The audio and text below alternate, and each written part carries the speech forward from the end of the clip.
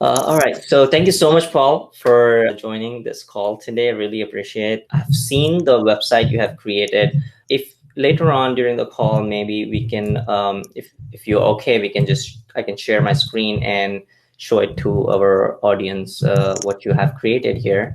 And Yeah, I okay. would really like to know why, sort of what was the idea, and I mean, where it came from, and why did you choose Listing Pro, and we'll get into that. Yeah, Before we get into a lot of fun stuff, I just wanted to little bit know about you, who you are. yeah, sure. So a bit about me. So I have about 16 years experience now in the online travel industry. I created an online travel agency back in Barcelona in Spain. Um, Grew it from two people in a cafe through to an exit. Offices in 4 countries, 10,000 budget hotels connected to the platform, and that whole process took about 8 years. So got to know the industry pretty well. I left that business when we sold it, and I moved to Australia. Had the opportunity to take a bit of time off, and moved over here to the Southern Hemisphere. Moved around a couple of startups. I've got a very startup-y background, and then found that I missed online travel. So I was offered a job at Expedia. Moved back into online travel for Expedia. They've got a big brand over here in Australia called What If that they'd purchased, and I was brought in to lead a product team and development team with a mission over here. That's great. So how was your experience at Expedia? Yeah, Expedia was very interesting. It's obviously it's a huge company, 20 odd thousand people. It's very dynamic company. It taught me a lot about analyzing data, about looking into the numbers, and seeing if you can learn any insight there that gives the product direction and an ability to actually build things based on pure data. So they're very data-driven company, I guess. Very much Okay. so. Yeah. Let's get into your experience in the WordPress industry. Like, have the startups that you previously created, were any of them like WordPress? Have you used WordPress to build it? Yeah. Or So I've always built websites by hand. I've always had them built. I've always spent lots and lots of money on development costs, and having it. I'm a UX designer by trade, product manager. I know exactly what I want the website to look like, feel like, and how I want it to perform. Conversion optimization is a thing of mine, a bit of an expertise of mine. So therefore, I'm very particular about how I want a website. So I had them handcrafted.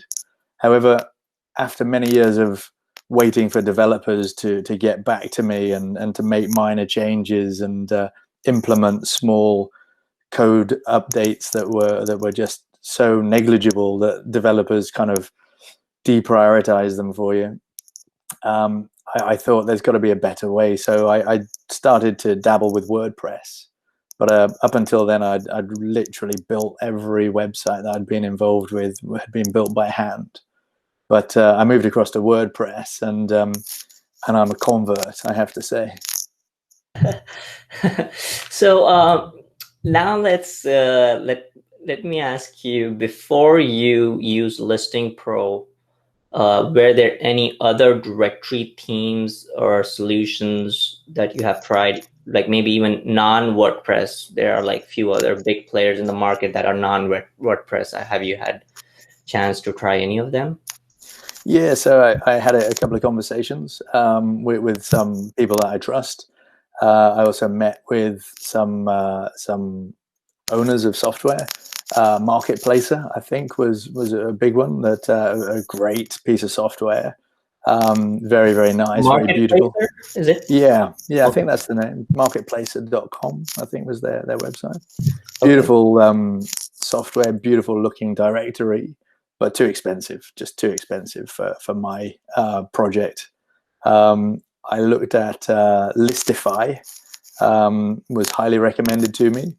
and I actually signed up to a trial of Listify prior to Listing Pro. Okay. But there were a few things on the Listify. I can't remember the exact elements now, but I just I didn't love it, and I carried on searching, looked around various Facebook groups, put some questions out there, and searched YouTube. And I remember watching some instructional video on Listing Pro on YouTube, and it was quite a long video. It was like 45 minutes long or something like that. But Okay. I watched it, and I thought, that is pretty close to the experiment that I want to run.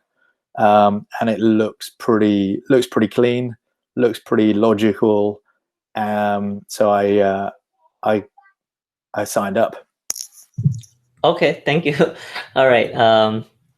So what was like the point, or one point, or that moment you had, like, okay, this is the feature, or the one reason you would say that you pick Listing Pro, or there was not like one reason, maybe there are two reasons, but what was that? Okay, this is okay, I'm gonna go for this one, like aha moment. Yeah, a couple of reasons. I like the architecture of the logic. I'm as I say, I'm a usability designer. I wanted a homepage to link through to, in my scenario, which is tours and activities for dohq.com. I wanted a homepage that links through to a destination, and a destination that links through to the actual supplier, the provider.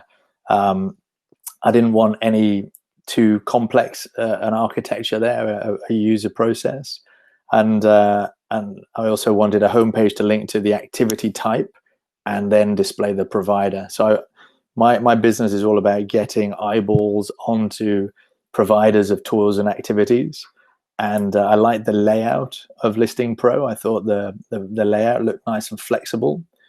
And then there was, I think, the aha, or the clincher, the deal clincher for me was the Philobot, the idea of the Philobot, Okay. All right. which has great foundations for a very good product there. And if you're obviously familiar, the Philobot, you enter the name of a business as seen in Google Places, and it extracts a load of information from Google Places API into your listing to populate the listing with phone numbers and an address and map, location, etc., etc. So that was fairly unique, I thought, and that was the clincher for me. Okay, great. Actually, that was not to brag, but that was the idea was mine. Of course, I didn't code, or I Well didn't done. develop it, but that was my idea. But of course, my partner also sort of improvised on it, and we try to keep it. I know it's not very comprehensive. It does like a basic contact information, but that's critical.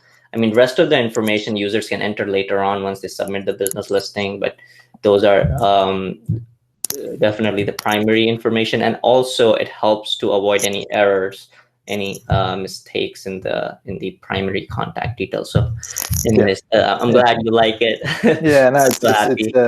it's a good foundation, and let's talk about that later on.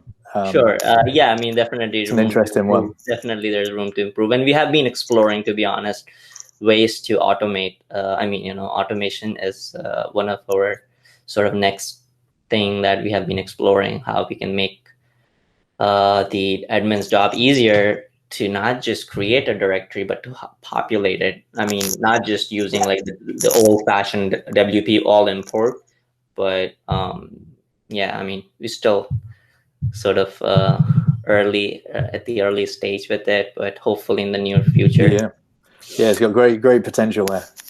Yeah. So what problem is your directory specifically trying to solve in what industry? I mean, I think you mentioned about travel, but is there like a travel niche that you're trying to target? Because it's so many travel websites out there.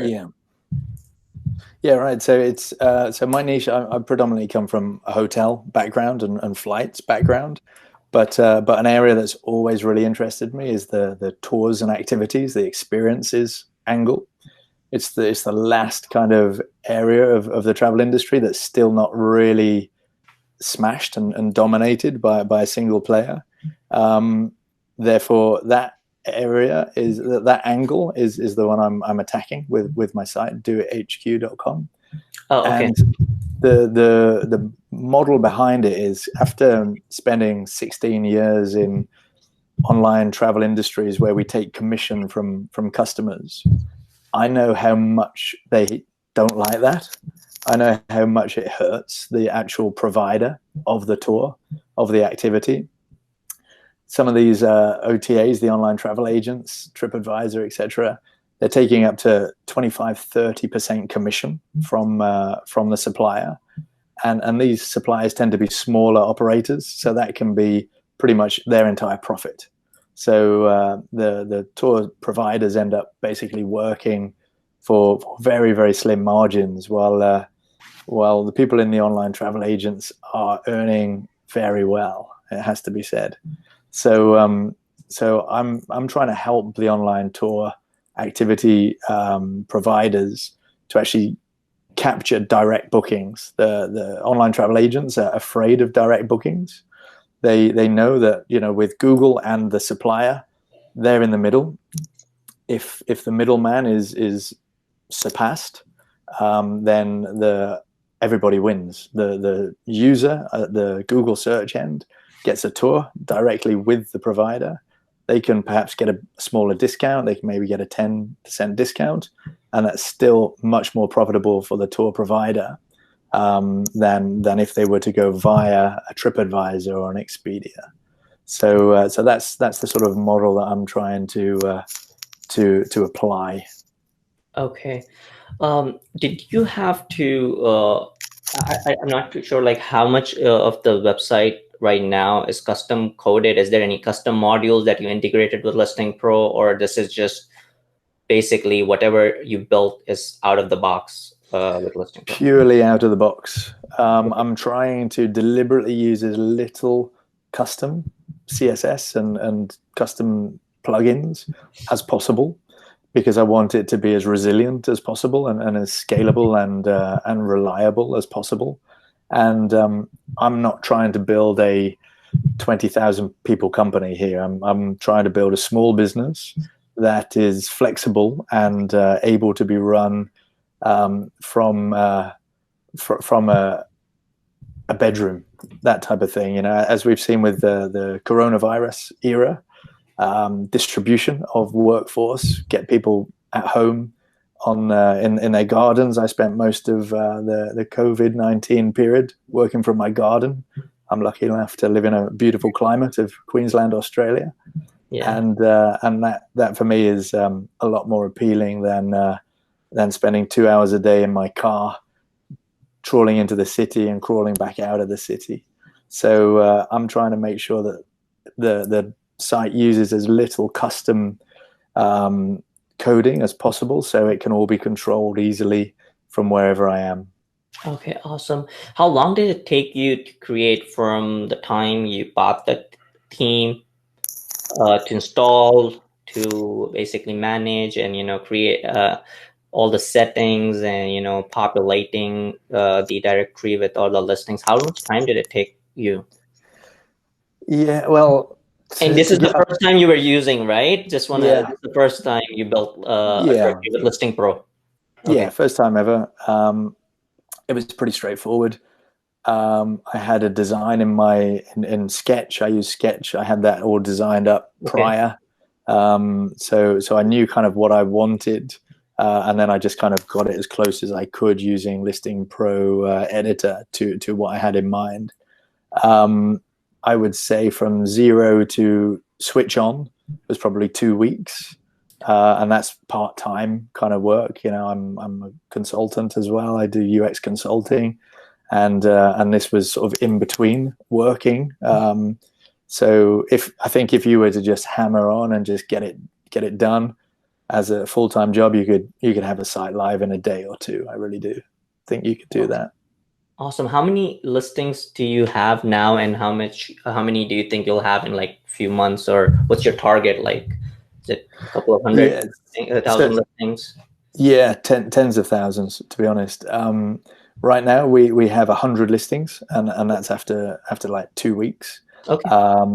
And we're currently looking at ways to ramp up. So those 100 are like the test listings to make sure that the navigation is easy and the actual page layout looks good, and that it's attractive to customers. We've had a very good response from tour operators. Obviously, it's free for them, so they like that. There are probably about 400,000 tour products in the market, and we're going to look at how many of those we can get on board, and trying to get up to maybe 100,000 tour products in the next 6 months, 12 months. So I noticed that you don't have pricing plan option on your website. So you don't plan to like have a different like upgrade from free to premium plans or any of that later on? Our model at the moment, we're not using all the features of Listing Pro yet. We're sort of working our way up and adding things in when we actually populate fields and get a proper sort of model planned around it. Our model is going to be totally free to tour providers, and then we'll generate revenue from featured listings. So you can be at the top of the list if you actually pay per month, and these are all optional, payable features. Nothing is mandatory. So there'll also be we're doing some deals with some technology providers, so booking engines and review providers, etc. And we're going to be able to offer discounts to our customers, our users, to those products, and we'll possibly take a clip of those tickets, and we're going to put some advertising on the theme as well. Right. So you know the built-in ad campaigns feature we already have that allows you to promote businesses, right? That's the feature you're referring to, correct? That's right. That's what I've seen that. I haven't used it yet, Okay. and I'm going to try to get my head around that. Yeah. Definitely. I mean, there are a few options like PPC, PPD, pay per day, pay per click. I think, yeah. So definitely something to explore. Let's see. So, what about your technical background? Are do you consider yourself like coder or just? No, so I'm a usability designer by training. Sure. I'm product manager. I was a product director at Expedia, and the luxury of being in this industry for 20 years now is that I've got to that point where I have a team of people that work for me in my normal day jobs. So I'm never doing the actual coding of things. I used to back in the day, but I very, very long time ago. So my skills are completely outdated. My usability design is what I focus on, and then I had in my day jobs like a team of developers to implement everything that I wanted. So with Listing Pro, I've done everything myself, however, and I haven't needed to use any code at all. Okay, all right. So right now, are you planning to you're gonna keep this bootstrap, or you are even considering to go for like funding or like outside funding, or you think this is something you can keep it bootstrap and slowly scale it? Yeah, I've done both. I've been in a business that was bootstrapped and sold for a huge amount of money, and I've been in a startup that got a huge amount of money invested and went nowhere. So I'm kind of torn. The way I like to do things is I like to bootstrap as long as I can to prove a model, and then you do wonders for your valuation as well. So I can imagine bootstrapping this for another year or so, and then seeing what conversations happen around the topic of investment. Awesome. So Paul, I have seen a lot of people, and we boast about like how much now it's going to be like 16,000 licenses sold, but we have seen a lot of time what happens is buys the license, and then he keeps building it forever and never launches the product. What do you have? Do you have any advice for those people? Like they always focus on the smaller things, or they just forget the bigger picture and don't never launch because it's not perfect yet, Hmm. or there's like few features missing or something like that. And Yeah, yeah, yeah, classic example of the sort of the novice online entrepreneur. I think is forever preparing to launch. And my advice from doing this since the last 20 years is I always say get it out the garage. You're never going to win a race until you put a car on a track and see how slow it goes and feel embarrassed and ashamed. And then you bring it back into the garage and then you do some tweaking to it and then you put it back on the track and then you'll go a bit faster, but never keep it in the garage. It's the famous saying is if you are not embarrassed by your first version, you've launched too late. I live by that. The very first version of Listing Pro, my theme of Do HQ using Listing Pro, I put online and I announced to a Facebook group of about 10,000 people, I've got this new tour and activity marketplace. And people said, Jesus, that's really basic. That's just really kind of like, it's a bit too amateurish.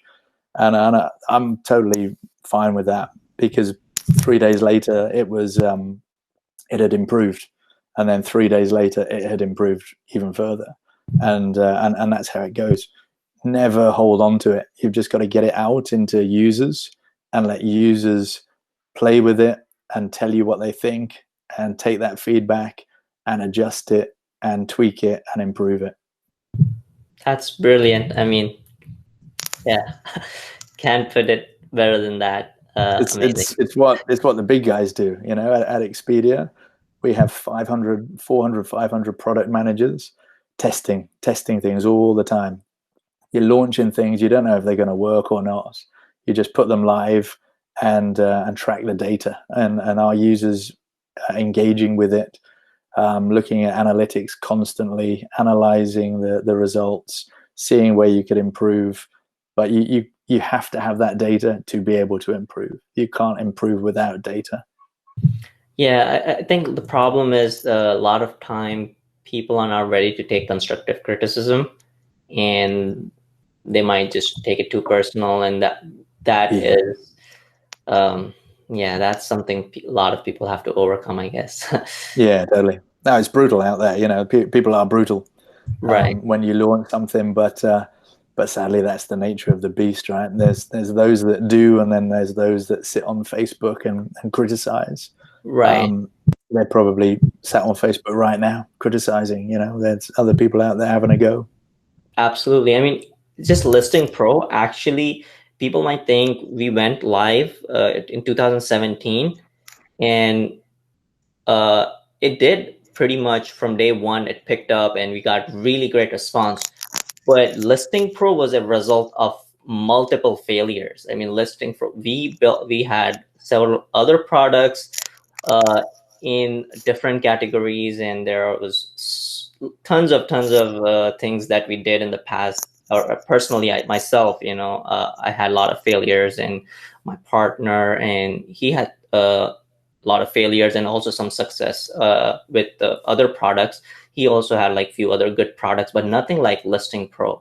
But of course, again, Listing Pro was not just something we launched and it was hit. It was a result of a lot of failures. Absolutely, absolutely. You've got to earn your stripes, as we say. You've got to do your hard yards to get the results. It doesn't just happen. Absolutely. All right. I think uh, is there anything that is for your audience, or from your perspective, you would like to see in Listing Pro in the future? I think it's pretty well featured at the moment. I think it's got all the features. I think there's obviously tweaks that can be made. There's some usability improvements that I would love to speak with you about. Sure. We've talked about the filler bot. I think that can actually develop into capture more information. It's overcoming hurdles. It's all about Right. overcoming what are the hurdles to adoption from your users, Right. and we need users to be able to get on board really easily. We need their listings to look the best they can, and we need it to perform in search results, I suppose, the best it can. So from a feature set point of view, I don't think there's anything that's really obviously missing. I think there's always ways that we can improve, like the search mechanism. Right. I think we can look at speed optimization, and as I say, capturing that info from the users, make that as streamlined and as easy as possible would be my areas of investigation. Great. Thank you so much for that. I mean, right now, like we talked a little about like COVID situation, and I don't know how long this will last. What does the industry in general, like the directory or listings, because a lot of these startups online, I would say, if I had to take a shot, a lot of startups online, whether it's Expedia or Yelp or I mean, I can keep going on. These are all listing websites, right? So post COVID, what do you how do you think the industry will change, or is there anything that post COVID you think the products like us should consider to help with the COVID situation? Especially, I know like one would be like right now a lot of businesses, they are going for online or virtual option, right? So I've started seeing that like if you're an online business or somehow you're online, it's more highlighted on the website or on the listing.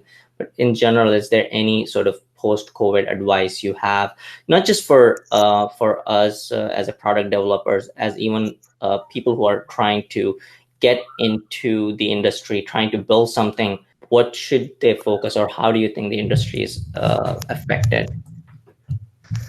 Yeah, it's a really interesting question. It's a huge question as well. Right. I think Sorry. no, it's just so profound. There's many angles there, right? And there's Right. many answers that we just don't know Right. yet, because we're still sort of coming to terms with the world post COVID, even though it's still ongoing. We're still thinking about it as if it's kind of done now. Right. From my perspective, a business model. People used to pay Expedia 25%, TripAdvisor 30% commission, and think, God, I don't want to do that, but it's a necessary evil. I personally think now business owners are going to be more discerning about how they spend their money, how they attract their users, and therefore they're going to be looking at other marketplaces where they can get their business in front of users without having to pay huge amounts of commission or monthly fees. And that's kind of like my model, and that's why I'm launching this right now, because I want to take advantage of this kind of sentiment that we're done with paying commission. So I think now is a great time to create marketplaces. Do It HQ is purely a response to customer being fed up with paying those commissions, and they've never been more fed up. Now that their businesses have stopped, travel industry has been decimated by COVID. Any profit travel industry insiders providers make from now on is going to be much more valuable than it's ever been before. So I really think now is a great time to test marketplaces, try to build up a niche group of users that are fed up with the status quo of the business up until now, and try and get something going and offer them a different way. That's awesome. That's really I really appreciate that. Basically, just focusing on niche and there might be like sub niche of a niche, like how, like Yeah. wherever there's a gap in the market, I guess. I totally agree with There's you. millions of markets of thousands of people out there, Absolutely. and you can make a business out of a fairly smaller market as long as you've got good engagement there and good product offering that keeps people coming back and back. So you touched a little bit on sort of the go-to-market plan you are using, where you even before you launched, you went on a Facebook group, you announced on it, and sort of got feedback. That was really brilliant. I mean, uh, what is like, if you have a bit of advice for newbies, what should be a good go-to-market plan for, I mean, a directory or pretty much in general? I think you touched about a little bit on it. So do you have any advice on that? Yeah, I think my go-to-market plan is know the industry that you're going to approach, know the pain points that the business owners that might want to use your directory have, and try to address it properly and thoroughly, and and don't be dissuaded by ideas that haven't been tried before. I think there's a lot of people that say a zero commission tour and activity aggregator like doithq.com won't generate enough revenue to support itself, and I don't necessarily agree with that, but I don't know. I don't, and that's why you need to test it, and that's why you need a nice product that allows you to test a market, which doesn't cost you the earth. I've paid $20,000 before to have a website built, and Listing Pro was less than $100. So that's an easy way to test a market without mortgaging the house and selling your car. So that's my strategy. Stay lean, Know them. stay Yeah, lean, exactly. stay And be focused. agile. Lean and agile. Those are Lean the and two agile. words. Brilliant. Just Do you have any books for our audience? Do you recommend any books, whether it's product or lean? I mean, there are a few good ones, but just coming from you, that would be awesome. yeah. I haven't prepared this. I didn't know you were going to ask any questions about that. So I have Don't Make Me Think is Oh, like my my yeah, that's a Bible. UX book, right? I have read that. Yeah. I have read that. Yeah. You have or you haven't? I have. Yeah, okay. Don't make me. That's just and the Lean Startup, That's of a course. classic. That's one of the Yeah, classic it's ones. Yeah. just a classic. I've been doing UX design for 20 years, literally, Wow. and it's that close to me. That's how I have it, and I just refer back to that and go, yeah, you know what, I'm actually right in thinking this, Right. and let's just go down that path rather than getting lost in some random pathway there. So yeah, Don't Make Me Think and the Lean Startup. Lean Startup. Have you had a chance reading the Lean Startup Playbook by Dan Olson? No, I don't think I have. It's pretty good. It's more on like this product development framework he uses called the product market fit, and we did apply that framework. And you might, I don't know if you have noticed that I do mention a lot of our branding and presentation. We have like a seal called product market fit. Only like a lot of people don't get it, but that's actually the framework we use building the product. Right. It's like a pyramid shape. It's like first trying to understand the target audience, their underserved pain points, sort of like the value proposition, and so that it builds up on that, and the UI and features are towards the top. But it's a pretty Yeah, good right. approach, and it did help us sort Yeah, of. right. Sounds good. All right. I guess, is there any other piece of advice for our audience before we wrap this up? Before you go, thank you so much for your time. No, no worries. My advice is have a go. Have a go at creating something. And find a cheap way to do so.